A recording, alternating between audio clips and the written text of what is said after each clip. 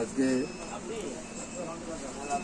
নতুন করে ধরলাম একটা সিট মেশিন রিপেয়ারিং করার জন্য। অনেকদিন বন্ধ করেছিলাম যে সিট মেশিন রিপেয়ার করতে আমার দোকানের ছেলে।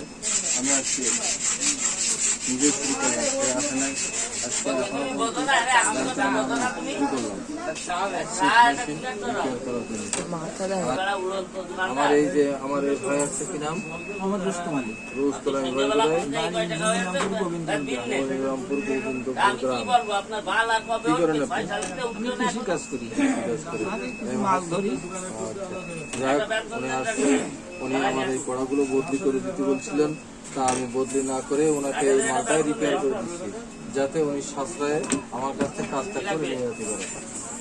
ওনাকে আমি সাশ্রয় করে দিচ্ছি যাতে এই কড়াগুলো না পাল্টাতে হয়। এই কড়াগুলো আমি ওনার কড়াই ওনাকে রিপেয়ারিং করে দিচ্ছি। যাই হোক, ইনশাল্লাহ আমার এই রিপেয়ারিং কাজের জন্য আপনারা আসতে পারেন, সমস্যা নেই, আপনাকে রিপেয়ার করে দেবো। টাকা কাজ করতে হবে না, আমি দিবা না, আইডি গাই বেলা তুই যখন কাজে আসিস না, তখন তোর হবে না, তোর সঙ্গে আজকে কমপ্লিট এটা হয়ে গেছে।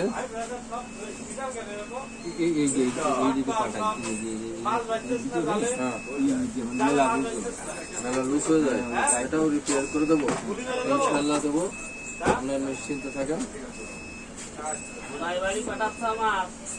এই যে নড়ে বেড়া এটা তো আর একটা ওটা ঠিক আছে, ওটা কমপ্লিট করে দিচ্ছি। যাই হোক, ইনশাল্লাহ আপনার এই মালের সব ত্রুটি সমাধান করে দেবেন।